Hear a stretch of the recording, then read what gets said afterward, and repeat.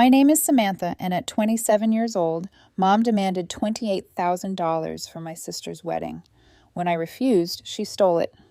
Weeks later, both faced fraud charges and lost a $250,000 trust fund. Look, as a 27-year-old woman, I've always understood that my mother played favorites. Growing up, you just accept certain things. Some children receive the spotlight, while others get the bill. I was usually the latter. If you have ever felt betrayed by the people who should have been your biggest supporters, let me know where you are watching from.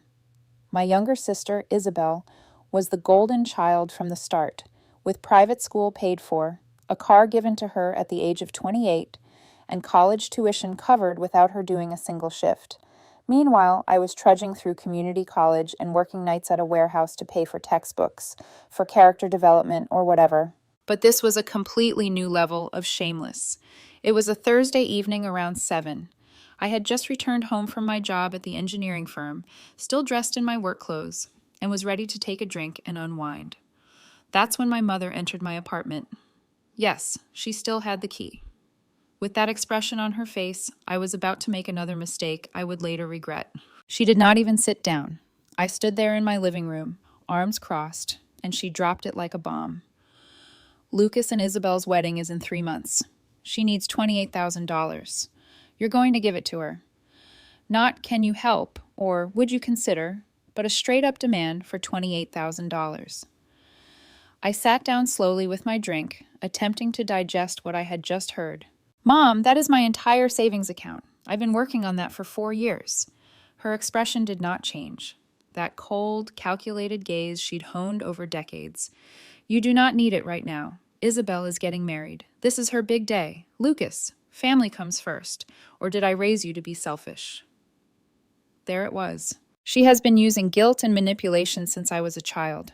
Paint me as the bad person for wanting to keep the money I earned from working 60-hour weeks and skipping vacations. I took a breath and remained cool.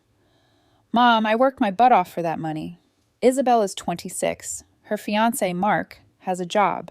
They make twice as much as I do. If they can't afford their dream wedding, should they tone it back or save up? The wrong answer. Her face stiffened like concrete. So, you plan to disgrace your sister? Allow her to walk down the aisle in a low-cost venue because her sister is too rich to support the family? Everyone will know that you declined. Your uncles, cousins, everyone. The threat was evident. She would make me the villain of every family gathering for the rest of my life. Consider me the selfish daughter who let her sister's wedding fall apart. Never mind that I'd helped them before. I covered my mother's car payment twice last year, paid for Isabel's emergency dental work, which included cosmetic veneers. But yes, I'm the greedy one here. I'm not paying for Isabel's wedding, I stated firmly, looking her dead in the eyes. That's it. The temperature in the room dropped by roughly 20 degrees. Mom's lips tightened into a narrow line and her eyes became dark. You are making a mistake, Samantha, a large one. Do not say I didn't warn you. She turned and stormed out, slamming the apartment door so hard that it rattled the frame. I sat in the silence that followed. That sickening feeling in my belly told me that this was not over. I should have changed my locks that night, should have frozen my credit. I should have done a number of things. But I figured even she wouldn't break certain boundaries. Yes, I was mistaken about that. My phone was vibrating like crazy when I got up on Friday morning. My bank's fraud department had missed 3 calls and sent 2 text alerts. My stomach fell before I opened them. I logged onto my banking app, and my worst suspicions were true. My available credit had plummeted. Nearly $28,000 in pending charges were posted overnight. My checking balance was unaffected. This was all on my credit card. The transaction history made me want to punch through the wall. Wedding venue deposit, $6,000. Catering down payment, $5,200. Photography package, $3,400. Florist, $1,800. Dress adjustments, $1,200. Reception decorations, $600. The charges kept coming, all within an 8-hour time frame. I kept my credit card secured in my desk drawer. My hands were so shaky that I couldn't even dial the bank. I spent 20 minutes on the phone confirming information I already knew. Someone had used my card for a shopping spree, and they got my complete card information, including the CVV code. The fraud representative inquired whether anyone had access to my residence. My mother has a key, I explained, and she wanted the exact amount yesterday. The rep fell silent for a moment. Ma'am, I apologize, but you will need to submit a police report for fraud. We can begin the dispute process, but with family involvement, things could become problematic. I hung up and sat on my couch trying to get my brain around it. My mother had broken into my apartment, found my credit card, and used it to pay for my sister's wedding, which cost nearly $28,000. Not asked, borrowed, or anything. Stolen. My friend Jonas, with whom I'd worked for 5 years, contacted right away to arrange our customary Friday coffee run. He heard something in my voice as I responded. You sound like someone pissed in your cereal. What happened? I told him everything. He paused for a time before saying, Hey, you need to handle this now, or they'll keep doing it forever. He was correct. It wasn't simply about money anymore. This was about my mother thinking she could rob me and not face any consequences. I called my mother. She answered the third ring. Sounded pleasant, as if she hadn't just committed felony fraud 14 hours before. Morning, Samantha. I hope you've had time to think about... You stole my credit card, I cut her off, my voice hard. You stole $28,000. Silence, followed by her trademark patronizing tone. Oh, don't be too dramatic. I did not steal anything. I just handled things. Isabel needed assistance, and you were being stubborn. You'll thank me later once you see how lovely the wedding is. This woman had some nerve. She did not even refute it, did not apologize. She acted like she was doing me a favor. I need my card back now, and you are going to cancel all of those charges. She laughed. Samantha, honey, it's already finished. The deposits are non-refundable. Simply accept it and move on. Besides, what are you going to do? Call the cops on your own mother? There it was, the actual power play. She assumed I wouldn't press charges because of family loyalty and the way it would look, because she'd taught me never to generate a scene. Unfortunately, she had miscalculated. I had laughed too, but there was no humor about it. So much for it. You have 72 hours to repay all of the money, or I will file a police report. You would not dare. I hung up. Then I called the bank again and officially reported the stolen card and all charges as fraudulent. The representative directed me through the next procedures, including submitting a police report, which I booked for the following morning. Then I did something that would eventually pay off. I called my father. My parents divorced when I was 21, around 6 years ago. Dad had relocated 2 states over, remarried, and started a new life. The divorce had been messy. Dad found Mom had been siphoning funds from their joint accounts for years. This is why he left. He picked up on the second ring. Samantha, is everything fine? Dad, I need to ask you about the will you mentioned before, the one Grandpa left. Saturday morning, I arrived at the police station with printed bank statements, transaction logs, text message screenshots, and a timeline of events. Inspector Elena Rossi, the officer who collected my report, was competent, but first dubious. You're filing charges against your mother for credit card fraud? She inquired, studying the documents. Yeah, she stole my card from my flat and spent all of my savings without my consent. I have evidence that she was in my apartment. That caught her interest. I accessed the CCTV footage on my phone, which I had obtained from my building management that morning. My mother sneaks into my apartment in the middle of the night and leaves 55 minutes later with a tiny purse. Inspector Rossi's expression changed from dubious to really concerned. Ms. Morrow, this is considerable proof. With this film and the financial documents, we can surely proceed. Are you sure you want to file charges? I am certain. She nodded and began the papers. They told me it would take a few days to process, that they would need to question my mother and Isabel, and that I should be prepared for any backlash. I was expecting the wrath. This was part of the plan. Meanwhile, Mom had presumably told Isabel about what had transpired as my phone began to fill up with texts from my sister, angry ones. How could you do this to me? My wedding is in 10 weeks. Everyone will know you're a selfish jerk. I hope you're enjoying spoiling my wonderful day. And actually, I was. I did not respond to any of them. I just screenshotted everything and saved it to my evidence folder. My uncle Stefan, Mom's brother, called me on Sunday evening. He'd always been more sensible than her, but he avoided family conflict. Emphasis on typically. Samantha, your mother called me in hysterics. Says you're attempting to have her arrested due to a misunderstanding. Uncle Stefan, she stole my credit card and spent 28,000 without my authorization. That is not a misunderstanding. He exhaled. I'm not saying what she did was right, but is it truly worth breaking the family apart? Can't you simply figure it out? Ah, yes. I believe he meant that I should just let her rob me in peace. She had an opportunity to put things right. She refused. This isn't about money anymore. It is about their believing that they can do whatever they want without consequences. There was a prolonged pause. Your mother stated something about combating this. She said she had resources. This made my blood run cold. Resources meant lawyers, which is why my discussion with Dad the other day was so crucial.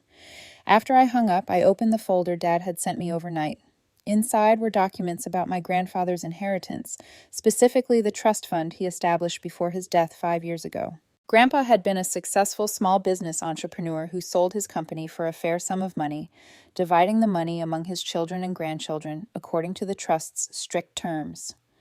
The key clause was hidden in legalese. Any beneficiary convicted of fraud, theft, embezzlement, or financial crimes against another family member forfeits their whole portion in the trust, which will be redistributed to the remaining beneficiaries. Mom's part of $200,000 was held in a managed trust, which she would not be able to touch until she was 62 next year. Isabel had a smaller share, $50,000, that would be unlocked when she was 28. The finest thing was that Grandpa had appointed me as the secondary trustee after Dad if Mom was convicted of fraud. I would have the ability to implement the forfeit clause. Every cent would be allocated to me and my cousins. Dad had warned me about this clause years ago when the will was read. Grandpa said he included it expressly because he had witnessed Mom's manipulative tendencies and wanted to shield the family from them. At the time, I assumed it was paranoid. Now I had the nuclear option. Monday morning, I received a call from Inspector Rossi. Ms. Morrow, we have reviewed your case. Given the evidence, we are proceeding with charges. Your mother will be contacted this week for questioning. How about my sister? She intentionally profited from the fraud. That is difficult. If she truly did not know the money had been taken, we cannot charge her, but we will question her. After we hung up, I texted Isabel. One basic message. Every charge made with my stolen card must be returned immediately. You have 72 hours. Her reaction arrived within minutes. Are you insane? The deposits are non-refundable. The wedding is in 9 weeks. I am not canceling anything. I responded, then you'll be getting married while Mom is facing fraud charges. Your choice. You're bluffing. You will not do this. I did not answer. Wednesday morning, the bomb went off. Inspector Rossi and another officer arrived at Mom's residence to question her over the fraud charges. My aunt, who lived close, sent me a play-by-play within an hour. They said the cops were there for 100 minutes, that Mom came out pale and scared. Isabel screamed at them from the driveway. That afternoon, my phone rang. Mom's attorney, Laurent Dubois, appeared to specialize in family law and white-collar defense. Wonderful. Ms. Morrow, I represent Claudia Morrow in connection with the claims you have made. I am calling to discuss a resolution. My client confesses that there was a misunderstanding over the use of your credit card. She's willing to set up a payment plan to repay the $28,000 over the course of 14 months. In exchange, you waive the charges. I nearly laughed. 14 months? A repayment plan? Your client stole my card and committed fraud. There is video evidence. This is not a misunderstanding. It is a crime. The answer is no. His tone hardened. Ms. Morrow, I would advise you to reconsider. Bringing criminal charges against your mother will be costly, time-consuming, and irreversibly harm your family relationships. Is it actually worth $28,000? Yes, I replied bluntly. Very good, but I should tell you that we will mount a strong defense. This will turn ugly. Waiting for it, I hung up. After I hung up, my phone began to vibrate with texts from various family members. My Aunt Margot, Uncle Stefan, and even some cousins I seldom spoke with. Everyone was trying to get me to drop the accusations, to be the bigger person, to think of Isabel's wedding. None of them labeled Mom's actions wrong. It was all about protecting her and making sure Isabel's special day was not wrecked. Funny how family comes first only when they require anything from me. Everyone knew Mom favored certain people, controlled others, and spoiled Isabel, but they all agreed because it was simpler than confronting them. So I was done making things simple. That evening, Jonas arrived with pizza and drinks. Since the theft, he had been checking in on me every day to see how I was doing. "So they hired lawyers," he said. "Does this suggest you're in trouble?" "Nah, I have surveillance footage, bank records, and her own admission from a recorded call. She's screwed, and she knows it. The lawyer is simply attempting to limit the harm." "How about the wedding?" I opened Isabel's Instagram on my phone. She'd shared a long, dramatic story about how her toxic sister was attempting to spoil her special day and how families should support one another. The comments were largely positive. Her buddies did not know the whole tale. "She's playing the victim card too aggressively," I said. Jonas shook his head. "Your family is just extraordinary. What's your overall goal here?" I told him about the trust fund, Grandpa's forfeit provision, and the $200,000 Mom might lose if convicted. He let out a low whistle. "Wow, that's tactical." "It is justice. She has spent my entire life taking from me money, time, and peace of mind. Now she is about to learn a lesson, and Isabel is collateral damage. She could have done the right thing by refunding the expenses. Instead, she is playing the victim." Jonas raised his drink. "I have to say, I really admire this. Most people would have surrendered by now." The following few days were a flurry of legal preparation. Inspector Rossi called with updates. The probe was moving forward. They had confiscated Mom's financial papers and discovered evidence of other suspicious activities. Mom had apparently borrowed money from family members without asking for it before. Friday afternoon, exactly 1 week after the incident, I received a call from Isabel's fiancé, Mark. I scarcely knew him, but he sounded stressed. "Samantha, we need to chat. Can we meet for coffee? It's just us." Interesting. I promised to meet him Saturday morning. Saturday morning, I arrived early at the coffee shop and settled into a back corner table where we could converse privately. Mark came 10 minutes later, looking worried and as if he had not slept in days. He sat across from me. "Thank you for meeting me. I realize things are a disaster right now." "That's one way to phrase it." He took a breath. "Listen, I need you to grasp something. I didn't realize your mother stole that money." I leaned back and studied him. He appeared real. "And you trusted her despite the fact that I had never discussed the wedding with you?" "Isabel mentioned that you two had a complex connection and that you were more comfortable communicating through your mother. I thought that was strange, but..." He trailed off and ran a hand through his hair. "I wanted to believe her. We're getting married in 9 weeks." "So what has changed?" "The cops showed up at her flat on Thursday to ask questions. I was there and overheard everything. When they left, I asked her directly if she knew the money had been stolen. She broke down and confessed everything." That caught my interest. "Everything?" Mark nodded, appearing unwell. "Your mother did not only steal your card that night. She had been planning it for weeks. Isabel scouted your place during a visit 3 months ago to find out where you kept your wallet, paperwork, everything." My palms tightened into fists beneath the table. So Isabel was more than simply a passive recipient. She actively participated. "The whole surprise sister act was just that, an act. She worked out the details with your mother," he said, keeping his voice low. "It appears your mother had been attempting to figure out how to access your money for months. Isabel is the one who pointed out that if you were asked directly, you would probably say no. Therefore, they should just take it." I thought my trust issues couldn't get much worse. "Why are you telling me this?" He met my eyes. "Because I am not going to marry someone who helps rob her own sister. I called the wedding off this morning." The words remained in the air between us. I had not expected that. "You called it off?" "I gave her the ring back an hour before I arrived. I told her I couldn't build a life with someone capable of such dishonesty. She has been calling and texting nonstop, but I blocked her." He brought out his phone and showed me a series of increasingly anxious messages from Isabel. "Mark, please. That was Mom's idea, and I'll make things right. You're going to regret it." She also said she'd tell everyone that I abandoned her at the altar, or cheated, or whatever else to make herself look like the victim. I'm ready for it, though. I've already informed my family of the truth.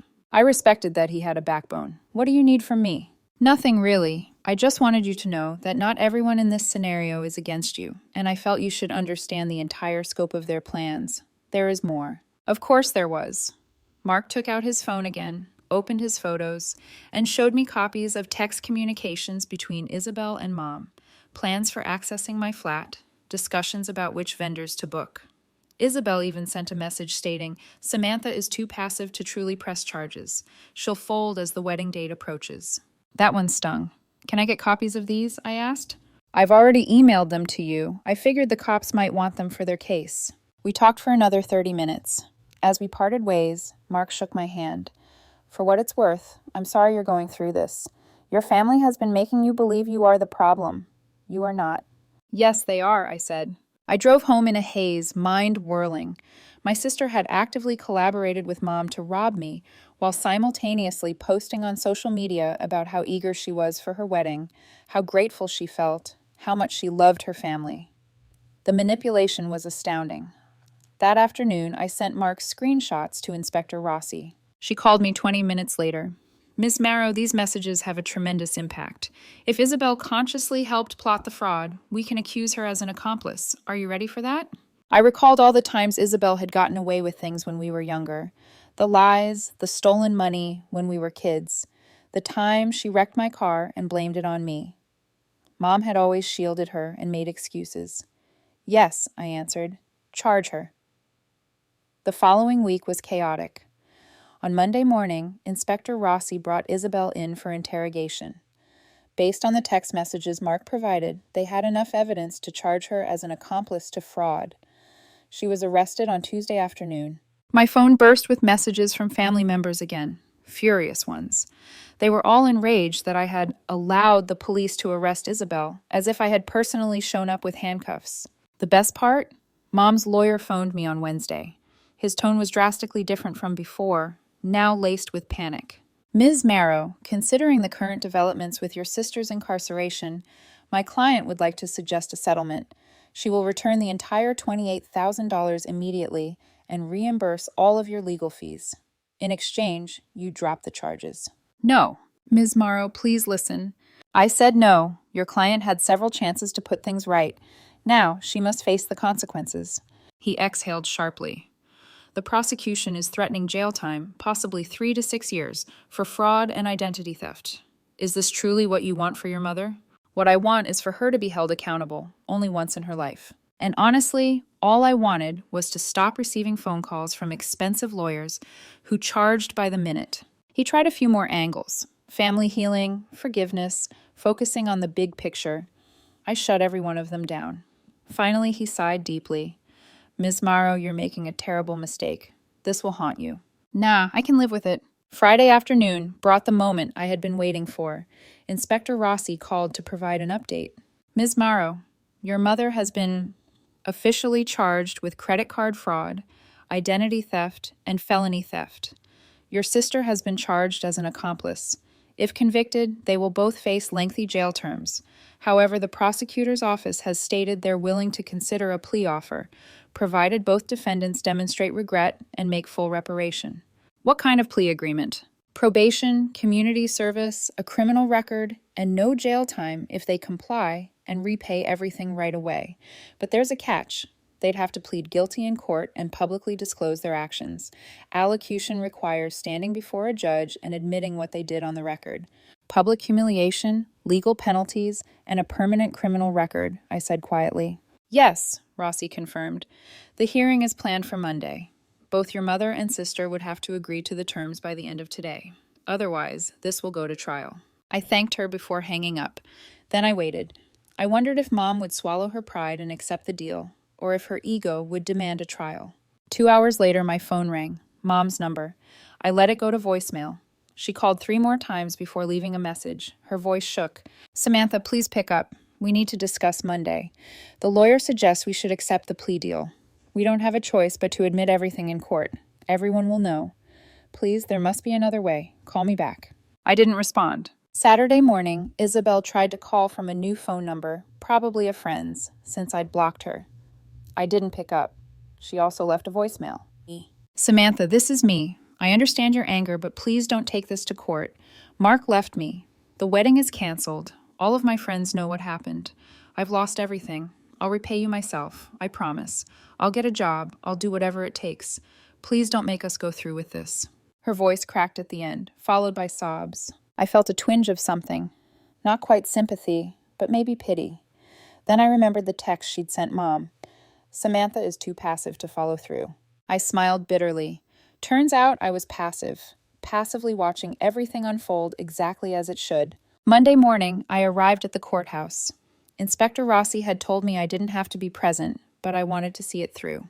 Call it closure or pettiness, probably both. The courtroom was small, filled with the usual mix of defendants, attorneys, and family members. I sat in the back row. Mom and Isabel were at the front with their lawyer, dressed as if they were attending a funeral. Isabel's eyes were red from crying, her face pale. Judge Mary Ann Keller, an older woman, presided. Mom and Isabel stood while the charges were read out. The judge peered over her glasses. "How are you pleading?" Their attorney cleared his throat. "Your Honor, both defendants wish to enter guilty pleas and accept the prosecution's agreement." "All right, Mrs. Morrow, Miss Morrow, do you understand that pleading guilty means admitting to these charges on the record? You will each have a criminal history." Mom's voice was barely audible. "Yes, Your Honor." Isabel just nodded, unable to speak. "Then allocute and tell me what you did." This was it, now or never. Mom took a shaky breath and started speaking, her voice hollow. "I went into my daughter's apartment without permission in the middle of the night. I took her credit card from the counter. I used it to charge $28,000 toward my other daughter's wedding expenses. I did this knowing she was refusing to give me the money. I did this purposefully and without her permission." Judge Keller turned to Isabel. "And you, Miss Morrow?" Isabel's voice cracked. "I helped plan it. I told my mother where my sister stored her credit card. I knew the money was being stolen without permission. I spent that money on my wedding knowing it had been stolen." The courtroom stayed silent. Judge Keller stared at them for a long moment. "Very well. The court accepts your guilty pleas. You will each serve 4 years of probation, complete 250 hours of community service, and pay $28,000 in restitution, with an initial payment due in 45 days and the remainder on a probation plan. You will also attend court-ordered therapy. Any breach of these terms will result in immediate jail time." They both nodded, humiliated. As everyone began filing out of the courtroom, Mom noticed me sitting in the back row. Our gazes met. Hers were filled with tears of defeat, and maybe for the first time, regret. Outside the courthouse, Isabel tried to approach me. Her lawyer pulled her back, probably afraid she'd make things worse. She called out anyway. "Samantha, please, can we talk?" I walked straight to my car, didn't look back, and drove away. 3 days later, my phone began to ring again. Mom first, then Isabel, then other relatives. All of them wanted to work things out, to get past this. I ignored every call for 72 hours. Let them sit in the consequences of their own actions. Let them wonder if I'd ever speak to them again. Then on Friday morning, I received a call from an unfamiliar number. I answered out of curiosity. "Is this Ms. Samantha Morrow?" a woman's voice asked, professional and clipped. "Yes, who's this?" "I'm Anna Vogel with Cornerstone Bank. I'm calling about Claudia and Isabel Morrow. They've listed you as the point of contact for a loan application." My blood ran cold. "What loan application?" "They're applying for a joint $28,000 personal loan to make the court-ordered restitution payment to you. However, due to their recent criminal convictions, the application has been flagged. We just need to verify some details with you." So, they were trying to borrow money to repay me, probably at a ridiculous interest rate, which they'd later blame on me somehow. "I'm not involved in their financial decisions," I said firmly. "Whatever they decide to do is their business." "Understood. I just needed to confirm that you're the victim in their fraud case. We've validated that through public records. Thank you for your time." She hung up. I sat there, realizing the 45-day restitution period was nearly over and they didn't have the money. Mom couldn't touch her trust fund yet, and Isabel didn't have any income. Good. That afternoon, I finally called my father. "Samantha, I've been trying to reach you. I saw the court records. Wow, what a week." "You could say that? Listen, I need to know how to execute the forfeit clause in Grandpa's trust. Mom was convicted of fraud against me. That triggers it, right?" He was silent for a moment. "Yes, it does. Do you want to go through with it?" "Yes, I want to enforce it." "I'll email you the trustee documents. You'll need to notify both the court and the trust administrator. It takes around 75 days to process, but once done, her share will be redistributed. You'll receive the largest portion since you're the victim, and Isabel's portion is subject to the same clause. If she's convicted of fraud against family, she forfeits hers too. Both of them, for a total of $250,000. I let it sink in. $250,000. More than enough to cover what they'd stolen from me 14 times over. "Do it," I said. "File the paperwork." That evening, I drove to my mother's house for the first time since the theft. I didn't go inside, just parked across the street, watching. The lights were on. I saw shadows moving inside. I wondered what they were saying, if they were arguing, crying, or blaming someone new. Then my phone buzzed, a text from Mom. "I know you're outside. Please come in. We need to talk." Of course she'd seen me. The woman had hawk-like eyes. I sighed, stepped out of my car, and walked to the front door. It opened before I could knock. Mom stood there, looking as if she had aged 12 years in 2 weeks. I stepped inside. Isabel sat on the couch, equally devastated. Mom gestured toward the dining table, covered in paperwork. "We need to discuss the restitution payment," she said quietly. "Loan applications, budget spreadsheets, bank statements. We don't have $28,000 in liquid cash. The bank offers a loan, but the interest rate is 23%. It'll take us 7 years to pay it off." "Not my problem," I replied flatly. Isabel's head snapped up. "What do you mean, not your problem? You're the one who filed charges. You're the one who put us in this position." "No," I said evenly. "You're the ones who stole from me." "How could you be so heartless?" Isabel's voice rose. "Family forgives one another. You're supposed to—" "I'm supposed to what?" I cut her off. "Let you rob me and then thank you for it? That's not family, Isabel. That's abuse." Mom raised a trembling hand. "Everyone, please calm down. Samantha, there must be a way to work this out. What if we arrange a payment plan with you directly? Smaller amounts over time."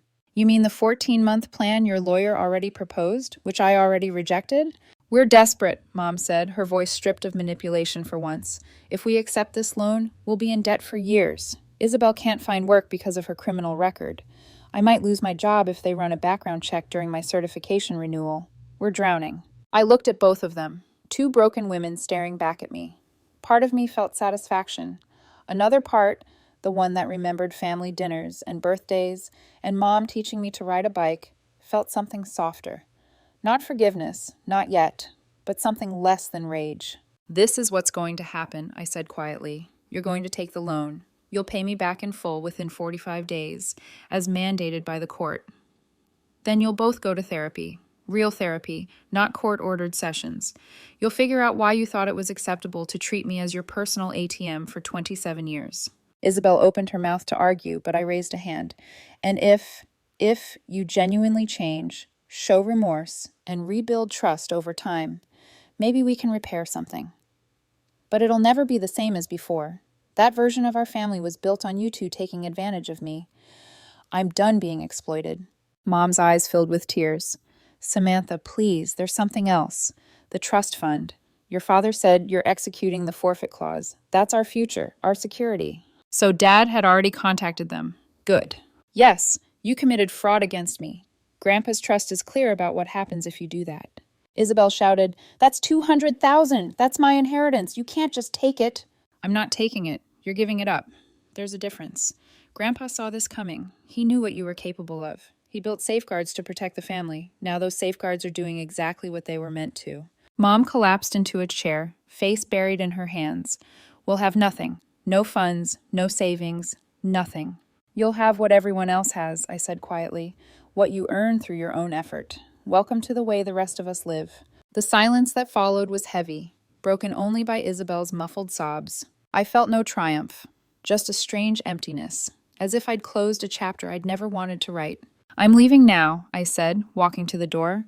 "You have 40 days to make the restitution payment. After that, we'll see." "Samantha, wait." Mom's voice trembled. "Do you hate us?" I turned back. Instead of the manipulative mother who'd stolen from me, I saw a broken woman who had destroyed her own family with greed and favoritism. "No," I said honestly. "I don't hate you. I just don't trust you, and I'm not sure I ever will again. That's up to you to fix, not me." I stepped outside, got in my car, and drove away. 5 weeks later, the restitution payment arrived in my account on the very last day before they'd violate probation. I deposited it, watched my savings balance return to normal, and felt a weight lift off my chest. 3 months later, the trust forfeiture was finalized. I received a check for $155,000 as my share of the reallocated funds. I deposited it in a high-yield savings account and didn't touch it. That money represented my future, my safety net that no one could steal again. Mom texted occasionally, updates about therapy, apologies that sounded more genuine each time. Small efforts to rebuild a bridge between us. I replied now and then, brief, polite, distant. Isabel stopped contacting me after her fifth ignored apology. I later learned from family that she'd moved out of state and taken a call center job to rebuild her life. Good. She needed to learn what real work felt like. They had tried to drown me with entitlement and manipulation. Instead, they drowned themselves. I learned to swim.